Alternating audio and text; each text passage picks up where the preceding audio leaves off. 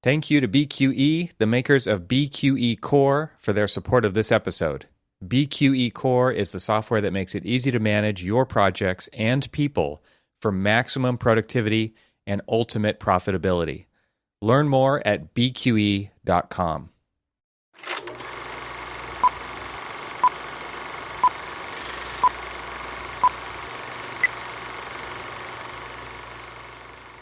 So I've asked you this, I think, before, but is there anything more satisfying than a new set of Bosch windshield wipers? No,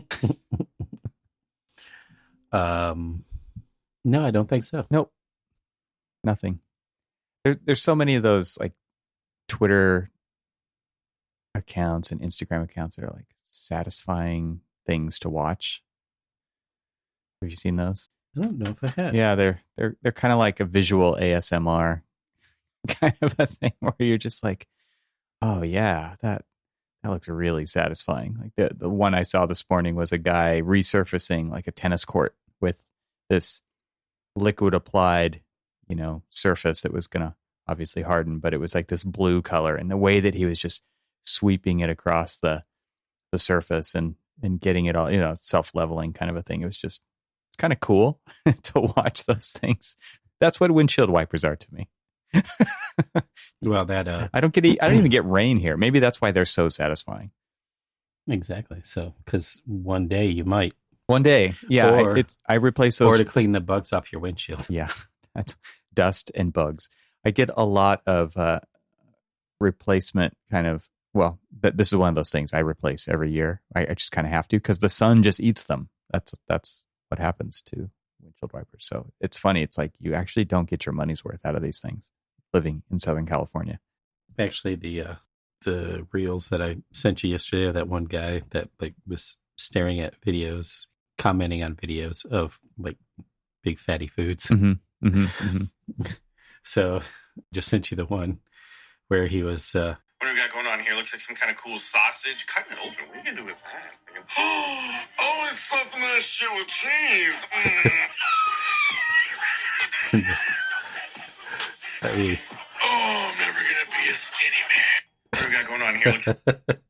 I was like looking, I fell down a rabbit hole of looking at his stuff, and he's like looking at all sorts of different like fried foods, baked foods, deep fried foods with tons of cheese and bacon and everything else. And he's like, oh, I'm never going to be a skinny man. Yeah.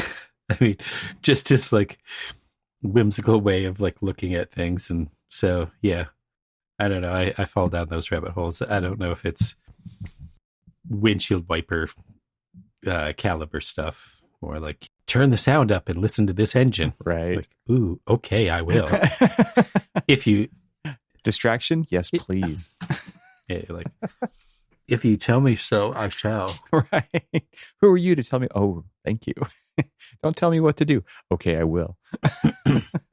Ooh, wait, a Ferrari driving in a tunnel? Yeah. Yes, please.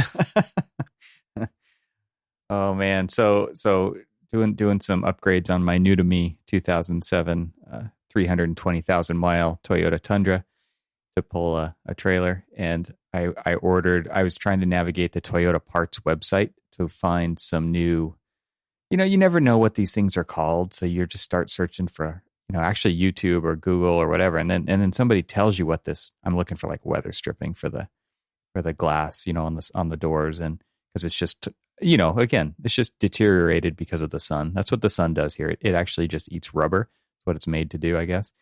And so I'm looking to replace those, and I think I found it. I order it, it shows up. I go pick it up at the local Toyota dealer. Come back home, open it up, and it's the inside, not the outside. So, it's just like, why is the internet still so hard? What are things called? Even when they're called that, it doesn't guarantee you're going to find the right thing. So, well, that's why I liked the Haynes manuals. Yeah, because it's all visual, right? It's flip. So there's pictures on the website, and everything for the doors is just the inside of the doors, no outside of the doors. And so I go down to the parts guy, and he was like, "Oh yeah, it's there." And I like crane my neck around because he's not showing me a screen. I'm like, "Are you looking at the same thing I'm looking at?" "Oh yeah, it's the same thing." And He's like, oh yeah, it's there. And he turns the monitor towards me and I'm like, oh, where? And he clicks like on 20 different things and he can't even find it. And he's like, let me just give you the part numbers. Like, it was so funny because like he was going to charge me full price if I order at the desk. But if I go order it online, it's like half the price. And he doesn't want to give me the part numbers because then he's doing the work. I totally get it, right? But he was a nice guy. He did give me the part numbers. But for him to be saying like, oh yeah, it's right there. Yep, it's there. And then he couldn't find it. I'm just like, okay, why is the internet so hard? Like, well, funny you say that. So the last time I was in California visiting y'all and other friends, pre-COVID, the friend of mine turned me on to using Hotels Tonight app, which is great because you can find things for cheap. And so I was looking at hotels in an area in Michigan that I was looking to stop for the night before we had to move on to the next place we were going. And I was like, I'm like, 5 minutes away from this place. Why don't I just drive up there and see what they've got? So I not only looked at Hotels Tonight, but then I also looked at their online prices. And they were roughly about the same because I guess at that stage of the night or whatever. And so when I go and I was like, okay, well, if they're roughly the same price, then, I might as well just go check in there and get the price. Nope. When you walk in and you're eye to eye with the person and you ask them, hey, how much is this? And they're like, oh, it's 130, 135. Just throw a number out there. And they're like, wait, 135, it's midnight. Is there anything else? Nope. That's the price we gotta. Right. And so then I'm like, but your website says that it's $97.95. And they're like, oh, well, you've got to, you have to book online. I'm like, really? Like, doesn't it go to the same place? Me checking in here or me checking in online, I'm here and I'm checking in and you have rooms available and I'd like to have one, but maybe not at 139, maybe at 99, maybe $40 less, like it says right here. Exactly. And he's like, oh, well, you have to go online. And I'm like, all right, well, I might as well just go ahead and log in here. And as I'm starting to like check in there, he's like, oh, I think I found a way to get the online price. First time ever. I think I might have found it. Dude, seriously. Wow. Yeah, that's pretty much how it works, right? It's a level of effort that people are willing to do, and its threshold is low. I mean, I'll give him the benefit of the doubt. It was at close to midnight. However, where my benefit of the doubt just kind of like tapers off to nothing is that I worked at a hotel. Okay. So and I worked the front desk and was a night auditor at the midnight hours. My shift started at 11 p.m. to 7 a.m. Nice. So nice shift. I know he's fresh. I know he just came on. And so I'm thinking to myself, you can't be tired. You can't be overworked because you just got on. No, they're just lazy, right? They're still hoping that you will pay full price. Yeah, totally. Yeah, and I'm like, well, I guess next door's got it for $40 less than here, so I guess I'll go over there. Yeah, geez. Like, oh wait, yeah, wait. Right. Like, or they're gonna be like, oh, okay, like, so you don't work for this company? Like, you're not? Aren't you supposed to be earning money for this company by like checking people in? And if by some, and there was even times where like when I was working the front desk and somebody would come in and they're just like, do I, really, I got to pay full price? I'm like, well, I mean, there was a level of leeway that we were actually given. And if they didn't push back and they say, oh, okay, 139, then you charge them the 139. However, I always felt bad because we were allowed to actually give them like money off. Mm-hmm. And they're just like, really? I got to pay 139. I was like, well, let me see what I can do. And then, you go and talk to the proverbial manager, which of course there is none because it's midnight. Yeah, let me check with my manager who's just right behind this door, right? No, I swear. Yeah. So then you walk in the door, you need to just sit there and you just like, you maybe do a little bit of dancing like you're Hans or Franz or whoever. Why am I blanking on the the dude from Saturday Night Live, but Dieter. You do like the Dieter's dance body. Yeah. And then you come back out and you're just like, oh yeah, I can get you like $40 off. And they're like, oh, that's great. Yeah, let's do that. And you're like, man, you're literally going to be staying, you're checking out tomorrow morning. You're literally going to be staying here for like 8 hours. Right. Well, still use the room about the same amount though, as far as what has to be cleaned. Well, true. So one of my favorite YouTube channels, I think it's probably come up on here before, is Rick Beato. So put a link to Rick in the show notes because his just genius, good stuff. And one of my favorite series that he has is What Makes This Song Great. But we watched this video. I watched this video. You watched this video, and you said you have a way to link it to architecture. So I'll put a link to the video. But basically, the gist of the video is have video games. How would you say it? Because I don't have it in front of me, but it's basically that the kids of today don't appreciate music because of video games. Yeah. So basically, his contention is the old man yelling at the clouds. Yeah. Maybe I'm just old man yelling at a cloud. Yeah, that Gen Z just doesn't listen to and appreciate music the same way because they're more of like the gaming, like inundated with information and everything else. And so they don't like appreciate music and like, it's music's not a part of their life. Well, and video games do have a lot of music. And I think even his example was he's been playing games with his kids and he's listening to the music and he asked the kids like, what do you think about the music? And they're like, what music? Right. It was like, there's music. I didn't even hear the music because they're so immersed in the game. Well, what's interesting though. So after watching the video, I was paying attention to my sons who are gamers and they've got headphones on and they're not listening to the music. They're talking to each other.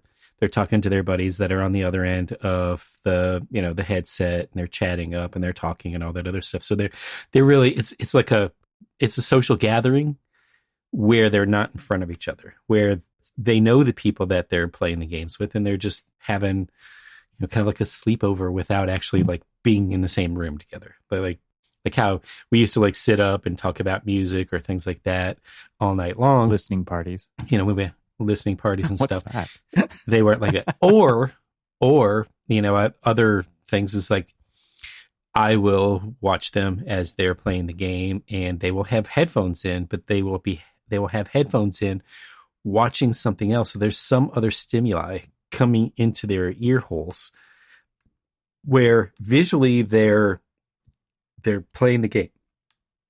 Orally, whatever. They're listening to something else, whether it's a YouTube video or a movie or chatting with friends or whatever. And it's just they're not, it's interesting is that it's disengagement through audio assault and visual assault. Exactly. Or it's multi-layering engagement or disengagement through the, multi-layered assault. It's just kind of numbing at that level. And it's just like where we're kind of a little, more kind of like straightforward. Now I can listen to music when I'm like, just say I have, like I'm doing a mindless task, like I'm like drafting. Well, I haven't drafted for a long time. I mean, now that I moved into the management side, project management side and things like that, you're answering emails, you're calling people up, you're on meetings, you're like doing red lines, you're doing, whatever, and you're planning everything. And so I have to focus on that issues rather than, the other one. And so it's interesting though, because we've had several Gen Zers recently start working at the firm. And it's interesting to see this kind of like split between more of like the traditionalist kind of worker that like, it's almost like heads down, let me just get my work done kind of, or the multi-sensory overload kind of thing where they are sitting there and they've got they've got Revit in front of them. They've got their email going on here. They've got, YouTube like streaming and stuff like that. And you're just like, first of all, like, the guys yelling at the clouds are like, hey, are you paying attention to your work? Are you like, really focused on your work? I mean, you're watching videos, you can't be working. Because they're looking at it through their own eyes, right? Exactly. Yeah. They're looking at it through their own eyes, and they're not looking at it the way that they work. And so they work completely differently than the way we work. And so, they need the multi-pronged attack of sensory overload. And, and it's interesting because, like, my daughter will come home and, they issued out Chromebooks for everybody, and so that they don't have textbooks. And so she'll, have to like watch a video, or she'll have to like, read a passage online or something, and then do her homework online. And she'll be doing that while she's listening to music and everything else. And I'm just like, how can you even focus on that? And here's the thing, I can't question her methods because she's doing great in school. I mean, she's, in the 95th percentile, and she's doing fantastically. But I'm like, how can you do that? How can you like focus on so many different things at one time?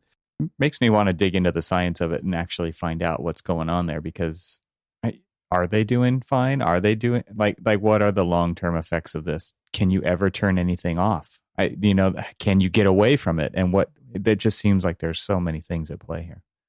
I've heard so many people complain about either the way somebody works in the studio, or the way that their kids, work and they're doing their homework and things like that.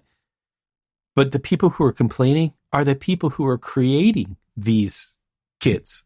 These are the parents who gave them an iPad or something like that to like, or had the little DVD monitor, strapped to the back, and gave them basically constant stimuli the entire time. And so, you're just like, hey, look out the window. And they're staring at the back of they're staring into their screens and things like that. I think about this all the time. I think because there's this slide, and I think you've heard me say that the comment, the gist of the slide is there's two things architects hate, because I'm often talking about technology and architecture, and the coevolution and the problems and the challenges and this, the things that work, the things that don't. There's two things that architects hate. They hate the way things are, and they hate change, right? I'm changing it up now and saying that there's two things that architects are responsible for. It's the way things are and change. And I think about that because there are multiple generations of architects in one office working together. And, sometimes 4 or 5 generations. It's incredible, right?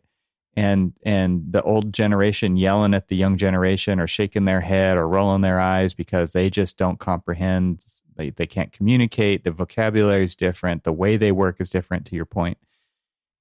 They produced those people.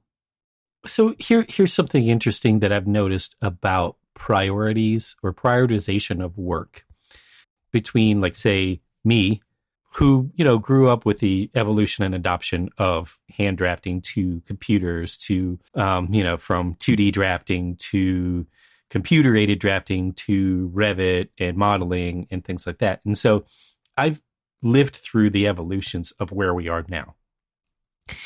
And so, but my prioritization of the way that I do work and what I need to achieve when I hit each of the phases. Say I'm in concept design, there are, certain things that I need to achieve by the end of concept design that I can roll into, schematic design, and then design development, and then construction documents, And so there's a logic to the way that I'm always approaching each of the priorities that I need. But I see that when we're working through things, there almost seems to be a reluctance to, once you commit it to computer, I used to say once you commit it to paper, but once you commit it to computer, there seems to be a reluctance to change it because it's done, right? I've drawn it, right? Why do we need to draw it again? And I'm like, but is it right? Is it good? Is it the right solution? There seems to be a reluctance of change, because, whereas on paper, you had the freedom to just ball it up and throw it over, right? And just start, grab another piece of paper and keep on sketching through and stuff. And you felt like you weren't ready to commit it to the computer until you kind of like drew it a bunch of times. And you felt good about it, right? And the only time you really committed it to the computer was when you wanted to test fit whether or not your big fat lines actually worked with like the constraints that you had about actual spatial constraints that you have, right? The actual spatial constraints. But it didn't necessarily mean that you were committed to that.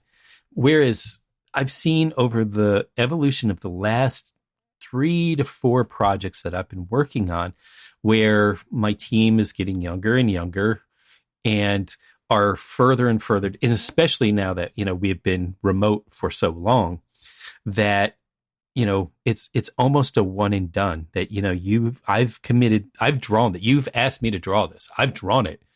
Why are you asking me to change it? That's so interesting, because I've experienced the total opposite side of that. And I don't know if it's a design, early stage versus late stage issue that you're talking about, because I see, and I'm not claiming that I work this way myself, because I'm much more of a try to do it right the first time when I'm committing the stuff to computer, like you said a minute ago. I'm very much that mindset, and I've been slow to shift to this other mindset I'm about to talk about, which is these computers can take anything you can throw at them over and over and over again, and you're not have to, like, remember back in the day when we worried about corrupting files all the time? And you were so careful about the way you constructed the geometry, about the way that the section cut went, because it was, you were just constantly living in fear of a crash, right? Which would lead to a corrupted file because you didn't have enough memory, or the floating point calculation was just off and it just threw everything out of whack, and your file's hosed. It isn't like that anymore. So it's funny that you're bringing this up, because I feel like now the computer's more resilient than it ever has been, which is like look at what a Revit model goes through over the life of a project. Holy crap. It's incredible. Every program's like that nowadays. Every single one of them. And I can't even believe how stable they are, and how few times we actually get corruptions and things like that. So to have the mindset of like, well, I drew it once, and it's not coming from a place of fear. It's coming from a place of like, well, you told me to do it that way and I did, and we're done, right? That's a totally different behavior that you're experiencing. I'm trying to relate it back to like what we had to go through and what our constant day to day, which was like, holy crap, be careful. And now it's like, you don't have to be careful at all. And I think it's kind of wild that people are behaving the way that you're talking about. It was so funny, is like, think about this. How many times did you, in the early days, like grab like a floppy or a zip disk or something and drop it in there and save multiple copies save of as the files that you were I knew that it wasn't save that was locked. People don't even have to save anymore. I guess they synchronized to central or whatever, but even then, like on most files now, you don't even have to save, right? It's just constantly being saved, especially if you're working in the cloud. Everything you do is constant update to the file. But my fingers were glued to save as. Exactly. And save as was always a duplicate. And there were 100 of them at the end. And it was every kind of step along the path that you weren't really willing to redo over again, right? So I would have 56 Form Z files for one building, because every 15 minutes of like, or every major step that I wasn't willing to redo, man, it was a save as, and it was a new file name with like an 001, 002, 003. I did the either, like version 1, version 2, or I would do my, even though I knew it was always time stamped anyway, when I did a save as, I would put Archispeak floor plan as of Archispeak World Headquarters floor plan. 429. Yeah, it was like as of 4:29 p.m. Once file names could be longer than 8 characters from the good old DOS days. Exactly. Yeah, exactly. But yeah, that's so funny that. Or if you have max path violations now. Ugh. Yeah, thanks, Windows. To worry about that on my Macintosh. Let's take a quick break to share more about our sponsors. Systems and standard operating procedures. You already know that's how to build a profitable business and find the freedom you want. You need systems and procedures. But you struggle with choosing the systems you need most and how to implement those systems quickly so you can get back to doing what you love most. The Designing Your Business Masterclass series was created by an acclaimed architect and business consultant, Douglas Teager, FAIA, to help fellow architects and engineers run their firms more profitably while maintaining a healthy work-life balance. Douglas grew from a solo practitioner to become managing partner of his 30-plus person firm, and then later sold his firm so he can do what he does today, helping architects be more successful at Teager Consulting. On the third Wednesday of every month, Douglas dives deep into an essential topic that will strengthen the profitability of your firm and make it sustainable for growth in the years to come. Register now for the Designing Your Business Masterclass with Douglas Teager at bqe.com/masterclass and start implementing powerful systems for the profitability you need and the freedom you want. Every live masterclass session includes AIA continuing education credit, and when you visit bqe.com/masterclass, you'll have access to the full library of past sessions on demand. The Designing Your Business Masterclass is free, and it's brought to you by our friends at BQE, the makers of BQE Core, the software that makes it easy to manage your projects and people for maximum productivity and ultimate profitability. Register now for the next Designing Your Business Masterclass at bqe.com/masterclass. That's bqe.com/masterclass. And now let's get back to our conversation.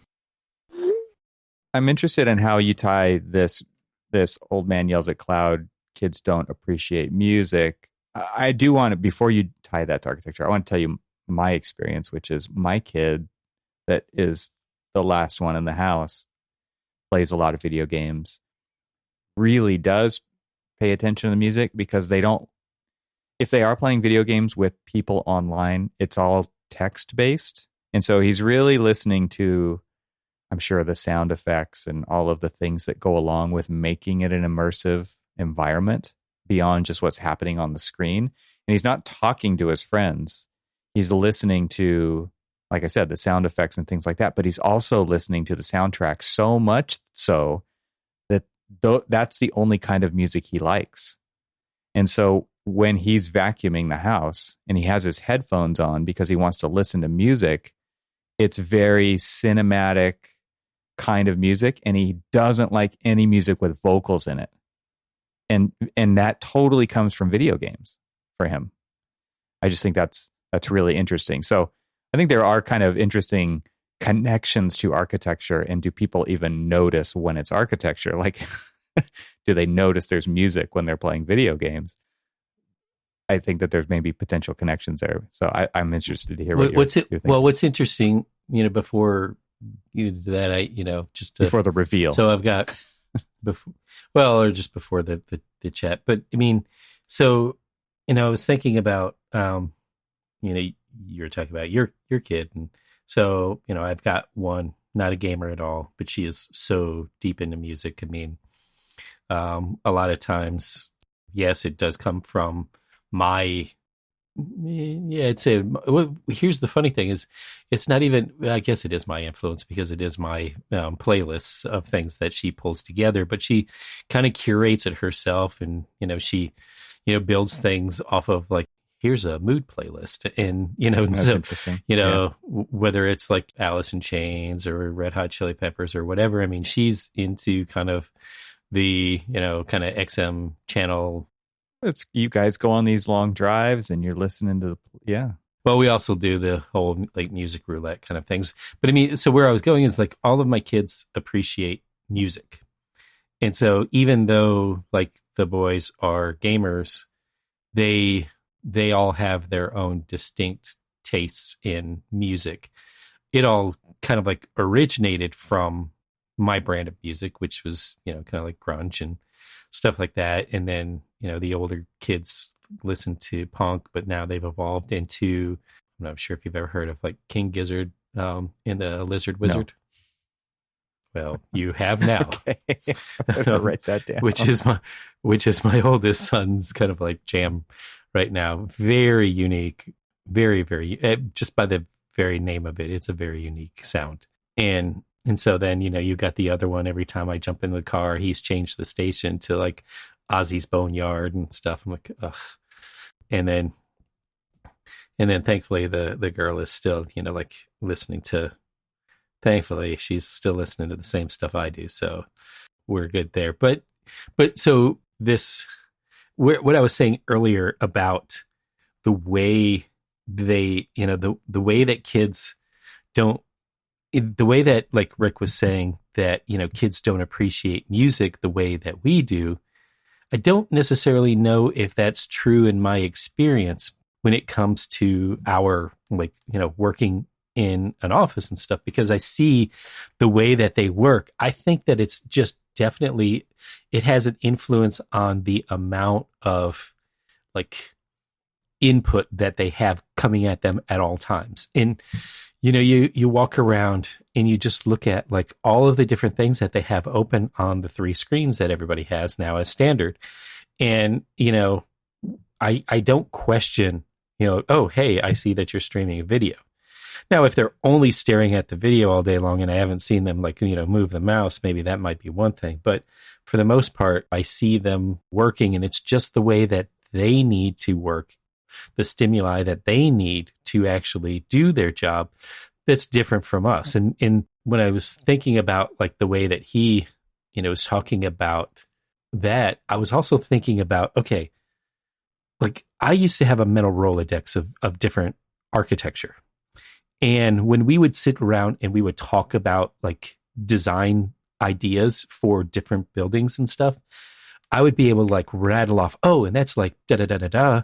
And, and then I'd like, pull it up on Google and say, are we thinking something like that? And they're like, oh, wow. Like I've thought I was talking about something like that, but no, that's even more of the example of what I was thinking of, and so we would talk about it. And so I wanted to flip it and say, do younger architects or newbies coming into the profession have a similar appreciation for architecture in like the way that we used to have like these, architectural history courses that were, and everybody does still have architectural history courses, but I had in all of my friends built these like mental Rolodexes of different things, whether it was a movement of architecture or a style of architecture or a detail from an architect. We had all of these things, and we used to be able to like flip to books, and we would have all the little tabs on, each of like the picture books that we had that had words in it, but did anybody really pay attention to the words? But we wanted to see like a detail or something, or like, oh, they had a glazing that, did this, that might be something interesting for what we're talking about here. And so we used to do stuff like that. And nowadays when I sit around and I talk about that with the, new interns, recent graduates, emerging professionals, when I sit there and I talk to them about it, I get these blank stares of, they don't have a clue of what I'm talking about. And so it wasn't that I had a direct tie-in to architecture other than the question is, does anybody like have that memory bank filled with, nowadays, does anybody still have that mental Rolodex or that memory bank filled with details and buildings and architects and whatever else? Because it doesn't seem like that is that important to them, because if they need it, rather than remembering something, they'll just go and they'll just like type on into the old Google machine and they'll say Windows, and then they'll just do like this really long like search kind of like parameter, and then try to like just flip through image after image after image after image of something to kind of like spark, oh, I think I was talking about this. But to me, it's just like I had this like built-in knowledge already there from just my like flipping through all of the architecture magazines, flipping through all of the different books that I had and things like that. And whether or not I remembered exactly who it was, I could remember where I found it. I mean, it's like I had a book on like LA architecture, and I remember one time I was sitting there and I was talking with somebody at the firm I was working with in Rockville, Maryland. And we were talking about something that we were specifically doing in Maryland, but I felt like the solution was something that I saw in that LA architecture book. And so I went over to my desk that I had a bunch of stuff that I brought in that were kind of like my go-to like inspirations. And I would grab it and pull it over and flip it over. And they'd be like, dude, you're like, I mean, so many times people would like comment on, you know, like my uncanny ability to be able to just like, oh yeah, that. Hold on. I saw that and then, there. I have it right here. Yeah. Can you please explain to the younger audience what a Rolodex is, Cormac? Why don't you Google it? There you go. That's the answer. The constraints of the way in which people live today is different than the way that we grew up, and I know that the answer to your question is no, because they don't need to. Like when we were growing up, I was interested in whatever, these 5 or 10 things, and now everyone can be interested in everything all the time, and it's just a live stream of information constantly flowing, and you can ride the wave and then you can jump off and go ride a different wave. And it's just, when we were growing up, it wasn't like that. It's like you got interested in something, you dove deep into it, and that thing became your career in this case, right? And that stuff really mattered. I mean, you talk about a mental Rolodex. Like we had 3-ring binders full of this stuff, and they were categorized by, you know, market type or by, I don't know, by architect or something. You know, there was always, or Sweets catalogs, or yeah. But I mean, just even inspiration, right? Like there was Arc Record, and you would cut the pictures out of Arc Record and put them into a 3-ring binder because those are the ones that mattered, and you wanted to save them because you couldn't look them up. But that 3-ring binder would be categorized by maybe material style or architectural style. If you were really disciplined, yeah. And now it's Pinterest and Google, and it's all that stuff. Yeah, because you know you when you were talking about the weather stripping for your Tacoma, and well, I mean, you know, like they were just like, I want to do this. They were talking about these glass handrails that we were doing, and we were trying to like, you know, do something that, you know, you couldn't see the hardware and all this other stuff. And so, but they couldn't think of like what the shoe where the glass, what do you call that would thing? sit in. How do I find out what they call that thing? And you're like, well, you look in a book. It's right here. You know, and at the very least, I recall that, you know, if you were looking up handrails I would automatically default to, you know, going to Google or something like that now and just say, you know, handrail details. And if I'm looking for a specific portion of that handrail that I want to try to find something, it's just like, okay, we're talking about the shoe where the glass goes in. Now I'm like concealed handrail shoe. And then I'll type that in and then just start to look and see and dig deeper and deeper and deeper and deeper into the things that I want to see for that, and just see if there's somebody else out there that's trying to achieve the same thing that I have in my mind. And if they don't, then, you know, we just move on to something else. Or it's just like, hey, you know, I think this might be something that we really believe in. It could be customized, and we'll, you know, bring it out. We'll talk to the owner about, you know, customization. We'll start with a blank page because, damn it, we're architects, and that's what we do. I seriously want to reach through the computer and smack you around right now, because this is one of the biggest problems in architecture, which is that freaking black hole of Google. We don't even know what to call the thing. We don't even know what the right questions are to ask. The answer is not, it is on Google. It's somewhere. It might be right. But where? Oh, if only somebody would work on this problem. Check out tech.com if you haven't. But the idea here is you've got to talk to somebody. right? And so like the question that some emerging architect just graduated school and they don't know that the thing that the glass sits in that is buried in concrete in the ground that holds it up and provides all of the necessary connection hardware to the structure is called a shoe. You immediately call or email Cormac Phelan in your office because you know the answer. But what do they actually do? They go to Google and they start searching for who knows how the F long to find that answer. And seriously, it could have been a 10-second conversation. Anyway, that's a pet peeve. Obviously, you hit my hot button right there.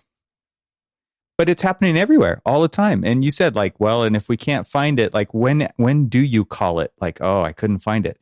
Or do you? Or do you just spend the next, 20 minutes for the next 4 days looking for that? Or do you spend even more than that? Because that happens all the time. And to me, like, that's a huge, huge, huge problem. But nobody's willing to actually address it because what? That's just part of the design process. It's just part of the process. That's how we do it. And so it's kind of accepted. So we don't address it. But yeah, it's a mess. But I think like that's where books were cool, right? Because you could pull out the C.R. Lawrence book off the product shelf. And there it is. There's all the hardware that it takes to do guardrails and handrails and the names of all the parts. And there's cool section cut drawings and there's diagrams and there's details and there's all that stuff. And it was right there the whole time, Or the Hafele catalog. The Hafele catalog is amazing. I actually have one. Yeah. I have one, right? I have both of these things right here. I still have one sitting downstairs on my shelf. And I'm sure it's outdated probably, now. It was outdated the day they I'm printed sure it, but there's so much information that like gets you in the right direction that it doesn't even matter, But I mean, even still today, just the parts and pieces that they have in those catalogs, and you're looking at them and you're like, oh, okay, I didn't think that we could do this. I mean, so many times I've tried to get innovated, innovation. I tried a little bit of innovation with like a detail that, was taking a bunch of standard off the shelf parts, but making something a little bit different. Like a custom assembly out of standard parts, right? Yeah. But rather than saying, oh, and, to close this piece, I'll have them fabricate a closure piece. And they're like, no, you don't need to have them fabricate something. We've got closure pieces for this, for other applications that you could use for this. But you're thinking it's going to be a gap of like 1.5 inches, but, we have a 1/2 inch or 1 inch gap there. You're like, oh, well, maybe I can achieve the same thing that I'm trying to achieve with one of those off the shelf things. Or, do I need to really customize? This stems from school, though. This totally stems from school because everyone is taught to go it alone. And therefore, we turn to the resources that are available to us, which start with a search on Google. And that is the biggest lie that's ever been told to you as an architecture, somebody coming up in the field of architecture, because you will never, ever go it alone on a project. And there are all these people with all this amazing knowledge and wisdom that are all around you. They may not be in your office. They might be sitting right next to you. And they're the ones who, like you're talking about right here. Oh no, we have that closure piece. It's like, would you have found that by searching through data online? No, because that assembly is new. No one has done it before, at least as far as we know, right? Somebody probably has, spoiler alert. But how would you have put that? How would you have got there? You wouldn't have on your own. And so for that one person to just raise their hand and say, oh yeah, no, we can totally do that. We've done that. Here it is. Here's the part. It saved you hours and hours and hours of work just by saying those words. And that to me is like, this is the answer that it's hiding in plain sight, which is people. You got to talk to people about this stuff. Right. So how does this tie back to me? Well, I think we went past that. Did. Yeah. We've talked about how like the first premise tied back to this music and this lack of appreciation, and now it's come to this lack of appreciation for the history of technology and design and everything else within the office or whatever else, because you said it best to me. We're taught to go it alone. I mean, the one thing that I did appreciate and still appreciate about Auburn was that a lot of the classes that we took, like a lot of building technology courses that we took with contracting, with our construction management degree. So it was people. Like interdisciplinary in that regard. Yeah. So it was very interdisciplinary. Cool. And so the interesting thing about that, even though, there's this whole like built-in animosity between architects and contractors and things like that, that people felt like because, arrogant architect or dumb contractor, kind of thing, how can we ever work together? And I was the one who was just like, we're going to spend our entire career together. Let's figure out a way to like work together. Right. And so you do something I can't, I do something you can't. We should work together. Exactly. And so there's many a times that if I'm trying to work through a detail, rather than me, sitting back there as the all-knowing, all-being, architect who's I can just create this and then they will make it just the way I wanted to do it. Or I could pick up the phone and call a manufacturer or a contractor or someone and say, hey, I just drove past a job site of yours and I saw this really cool detail and I'm kind of interested in it. I mean, is there anything that you can shed some light on? And then the great thing about it is that a lot of times when you're talking through some of the details that you want to do and, you get this immediate reaction from the contractors, just like, oh man, that was a bear of a project to try to do because, there was just this, it was off the shelf. Yes. But it was, everything was so customized. Or they'll say, you know what? I mean, we looked at it and we thought it was going to be a lot more complicated than it was, but it was just, two back-to-back mullions that had a gap in it, that had a closer piece that, snapped together and everything was just like, great. And then now look at it. You've got this really thin profile with a shadow line and it's just like, that feedback loop does not exist, right? Unless you go search it, unless you actually intentionally talk about that with those people. Unless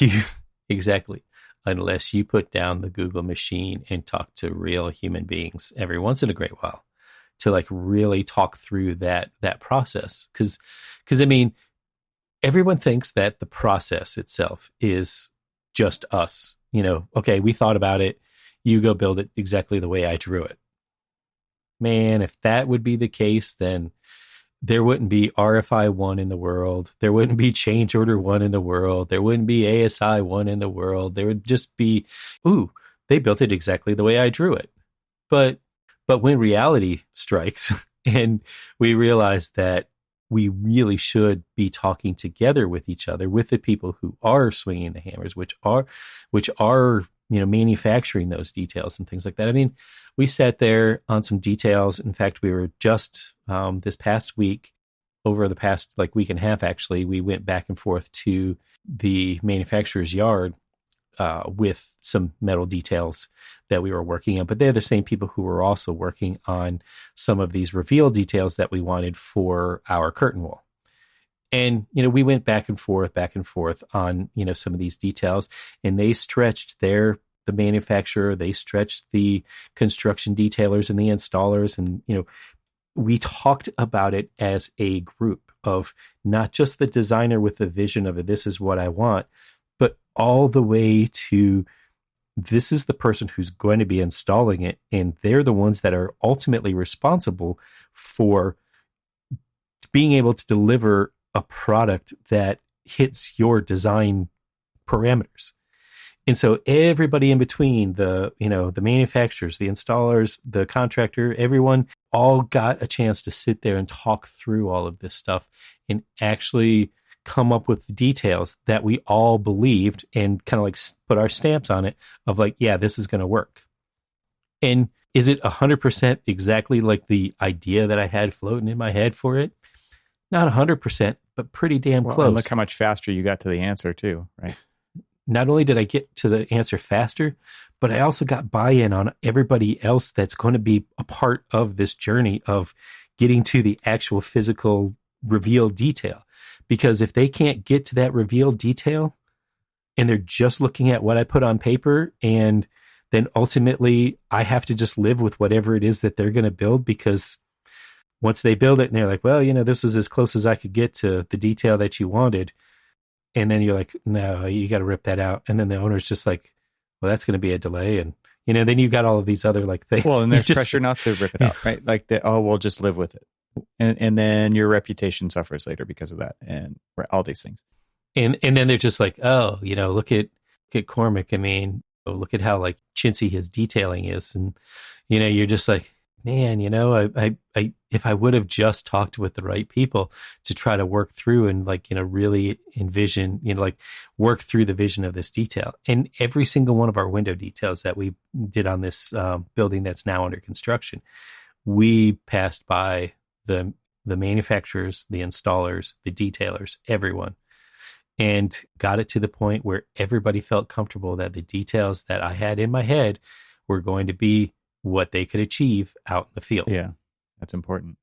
It's interesting to think about how we could change this behavior. And I think that if I were to give an action item for this right now, is especially with younger staff. And I think it doesn't necessarily just stop there. I mean, everybody can learn something about what they're drawing right now, right?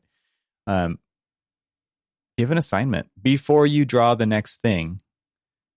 Make a phone call and talk to somebody about it first, and just pick their brain for 20 minutes and see what you come away with. And I can practically guarantee that you will come away with more than you started with a much better idea about where you need to go.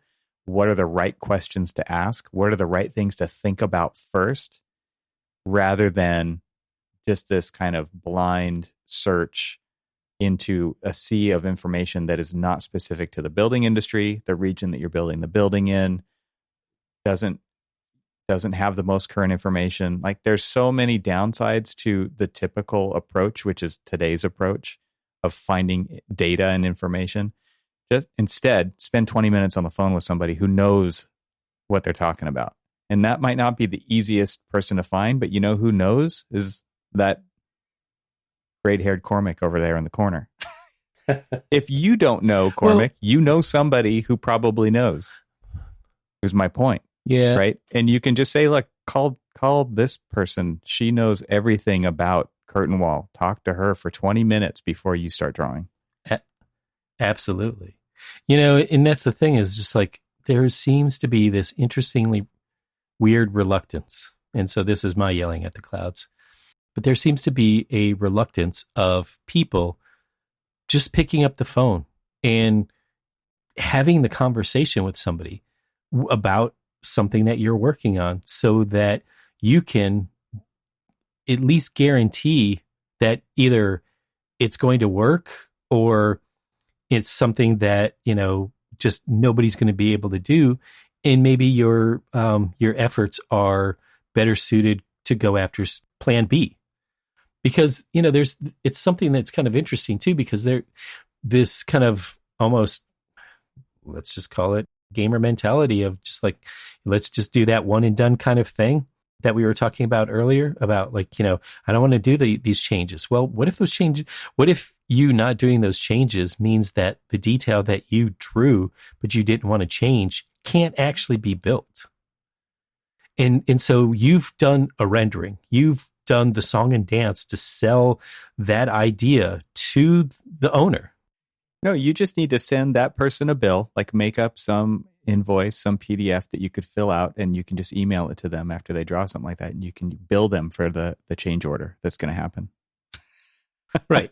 Well, I mean, but then you're just like, oh man, many times I've seen someone get so upset about a detail that wasn't the way that they drew it, but without ever checking to see if that detail that was drawn can actually be built.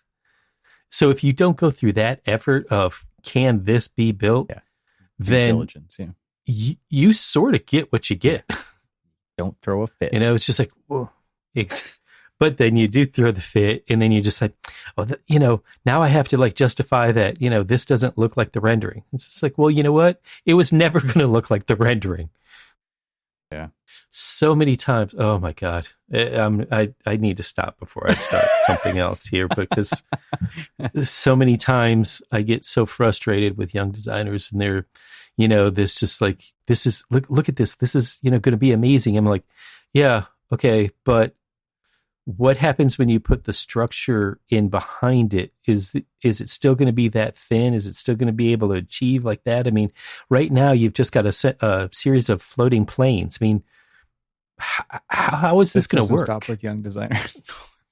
I know it does not start. And I should retract the young designer comment and just say any designer.